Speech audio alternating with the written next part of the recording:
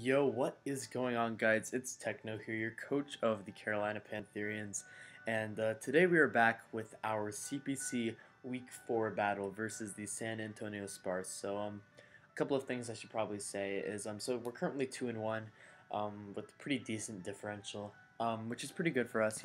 Always nice to be on that winning streak. And this week is pretty important for us, as well as the rest of the weeks, because our season just got a lot harder. Um, Now, our competition in our division was pretty high at first. So we have Sticks in our division. Um, we have um, we have Youth in our division who was able to beat us last week. Then there's us, and then last week we also had Fallop in our division. But unfortunately, Fallop has decided to drop from the league, and so while it is unfortunate that he left, we did get a replacement coach, and that replacement coach is none other than Gypsy King, who basically makes this playoff race incredibly more relevant. Because although Fallop definitely could have made playoffs with his team, um, it was it's so much Gypsy is just such a behemoth in this format, and it's so threatening to play him. So luckily, I don't have to play him in the regular season, but still, he's another really tough playoff opponent or playoff runner that could definitely make playoffs this season. So yeah, definitely on the lookout for him, and this means that we have to win a lot more matches.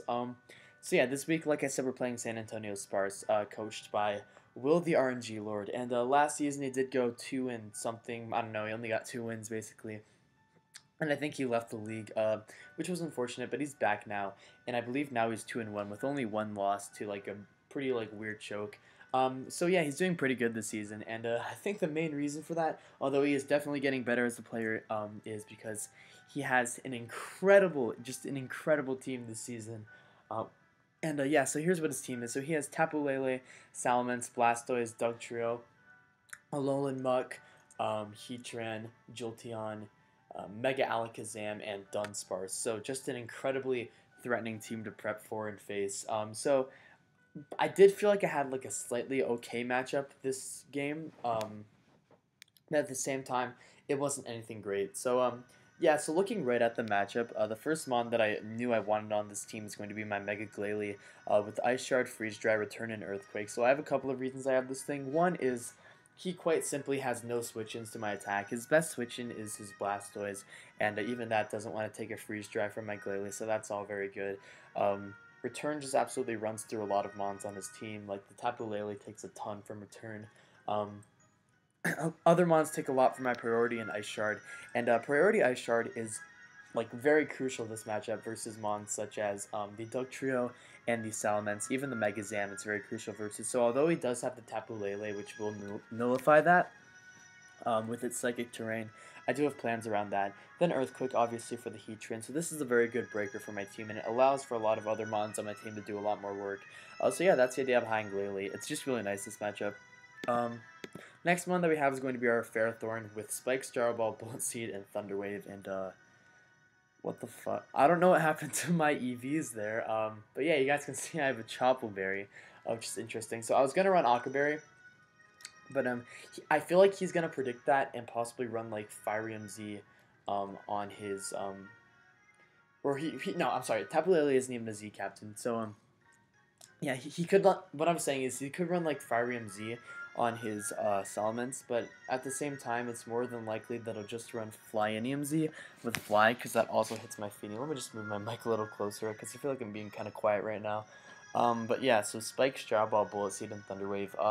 Basically, Spike's just really nice versus him. He only has one really good way of getting rid of hazards versus me, and that is his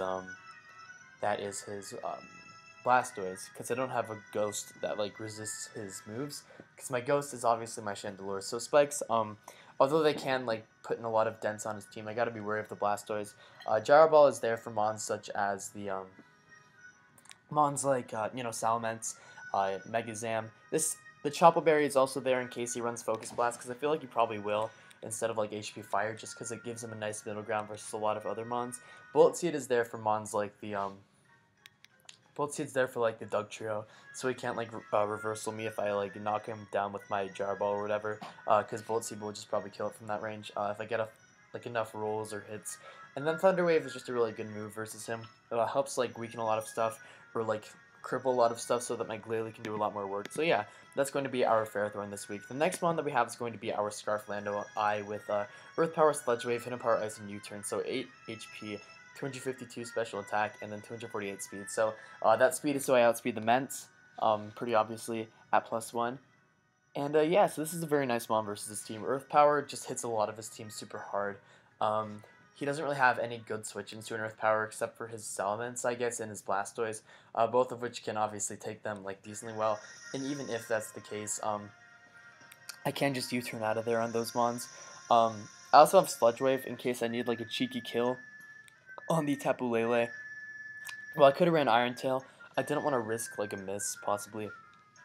Then I also have Hidden Power Ice on this thing, just so I can check the Salamence pretty easily. And then, yeah, so that's the idea behind the Lander. It's just a really hard hitter, and Scarf helps me check a lot of mons a lot better.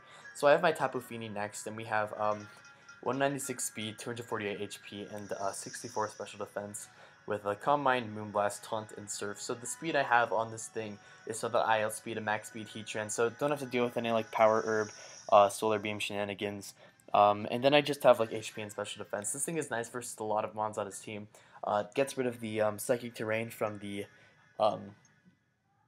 Tapu Lele. It also helps me deal with mons like Blastoise a lot better because he can't Toxic me. He can Mirror Coat me, but that's not much of a threat if I get like the plays right. And yeah, so that's going to be our Tapu Fini. Just like its main purpose is so that like I can like Calm Mind up, and I can break through a lot of his team. It's a nice like way to like bait out moves from Salamence and stuff too. So yeah, Tapu Fini just very nice this matchup. Nice Heatran switch in too, so I don't just get destroyed by like Scarfed. Which by the way, Scarf Heatran is a very good set. I feel like a lot of people definitely like sleep on it more than a lot of other sets.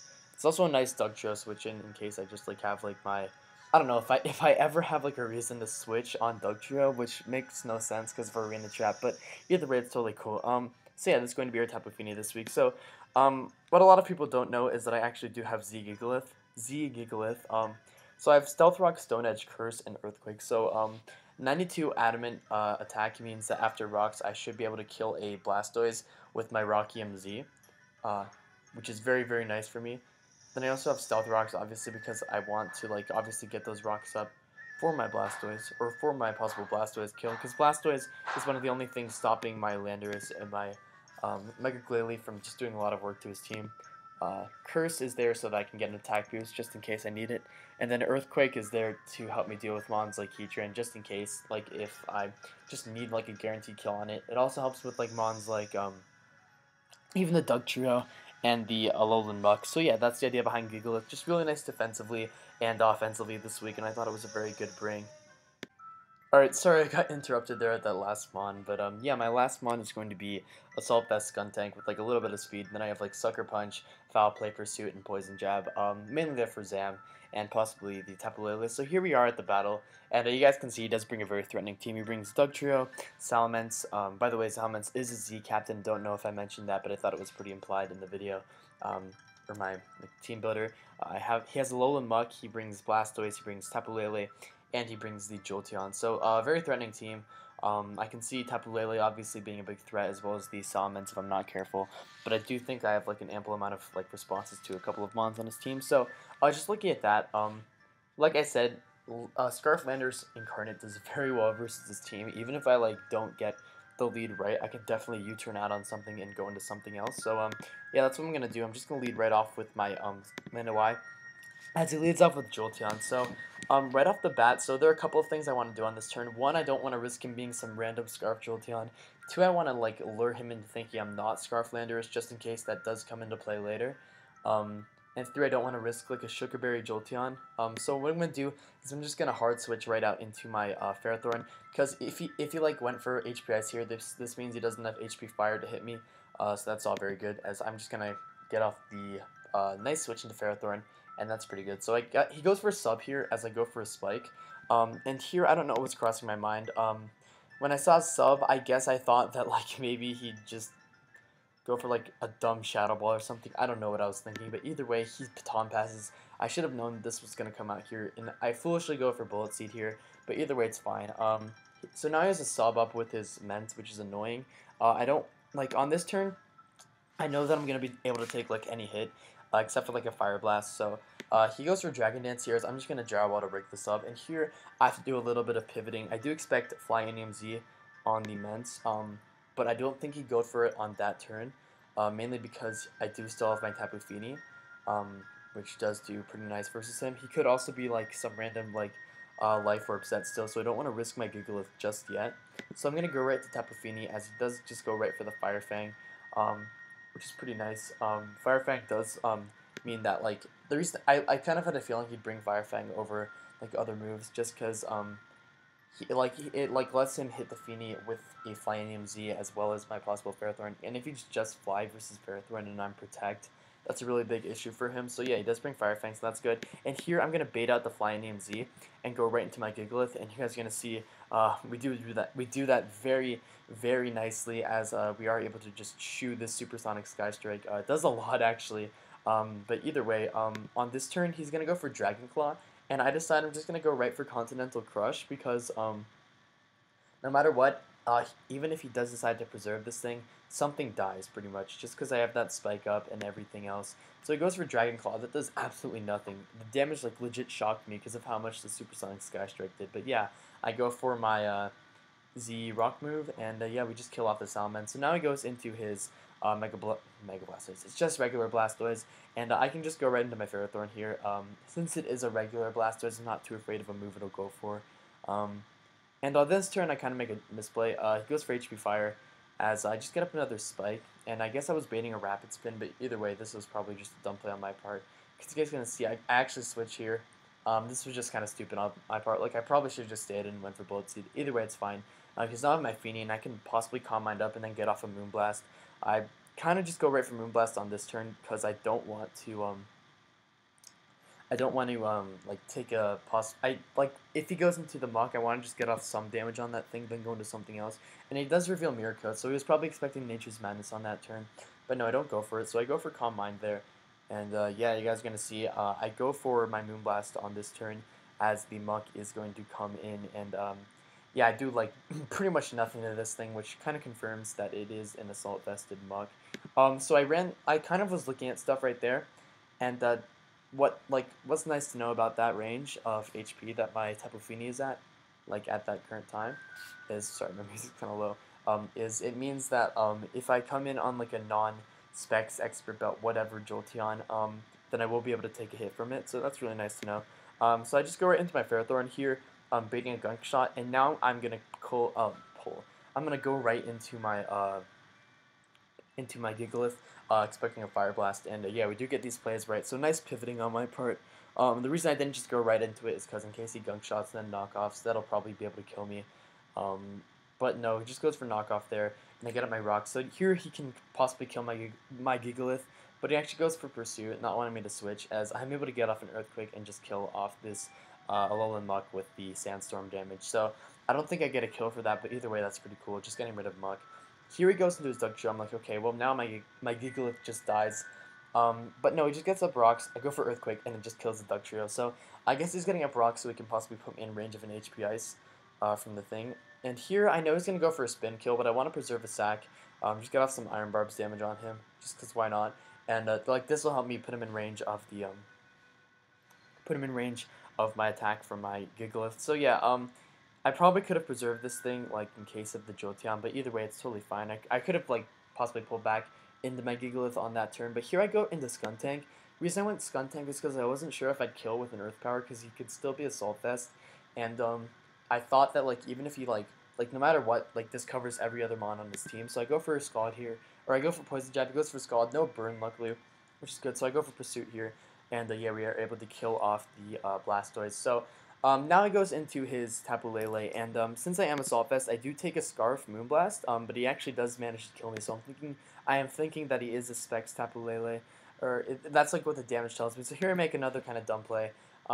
It's not that dumb, but like I kind of just wanted to weaken this thing off right here, so I go for my return on my Mega Glalie, and this obviously doesn't kill, but we should be good, because I still have my Scarf, Lando in the back. And like I said, the amount of range I'm going to be at when I come in on Rocks still allows me to take a hit from the Jolteon, like, no matter what, so that's pretty good for me. And yeah, you guys gonna see he goes for Earth Power, or I go for Earth Power. And now, if he is Shukaberry Jolteon, he will live and kill me with HP Ice. But what this does mean is that he is not in a Jolteon that will be able to kill off my Tapu Fini. So I can go right into my Tapu Fini. I can click the Moonblast, and I can just secure this game for myself, unless he crits me. And you guys are gonna see he does not crit me. He does 61%, so pretty easily like chew that hit. And yeah, that's a really nice win for us. So GG to Will. Definitely got a lot better since the last time I played him, which is really good to see. I like seeing improvement in a lot of players. And yeah, although like we did like have a little bit of shaky moments in that battle, I feel like we did play it pretty well. Just with our game plan and everything. So yeah, that's going to be a nice win for us. Next week we play off against Chime, which will be a very interesting match. Another match we kind of had to win. So yeah, I hope you guys enjoyed this battle, and I'll see you guys next time. Peace.